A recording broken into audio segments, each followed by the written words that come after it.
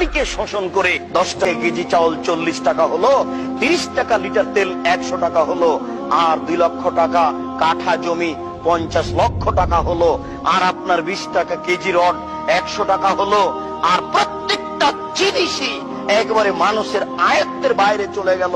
দুঃখিত, আপনাকে কি দিয়ে বুঝায়? আল্লাহ রাসূল বলছেন যে নারী নেতৃত্ব হারাম। বাংলাদেশের মাটিতে যদি একজন মেয়ে মানুষ মেম্বার হয়, বাংলাদেশের মাটিতে যদি একজন মেয়ে মানুষ মেম্বার হয়, বাংলাদেশের মাটিতে যদি একজন মেয়ে মানুষ মেম্বার হয়, সারা দেশে গজব নাজেল হবে, সারা দেশে গজব নাজেল হবে, সারা দেশে গজব নাজেল হবে। বাংলাদেশ এমন একটা বোকা দেশ, এ দেশের বড় জন নারী, মেজ জন নারী, আরে সেজ জন নারী, 3 জন নারী। এদেশের গজব ঠেকানোর পথ কি হতে পারে? এদেশে গজব নাজেল হচ্ছে, এদেশে গজব নাজেল হচ্ছে, এদেশে গজব নাজেল হচ্ছে। এই 3 নম্বর শ্রেণীর যুবকরা না বুঝে এসব ছোটাছুটি করছে। গজব ঠেকানোর কোনো পথ নেই।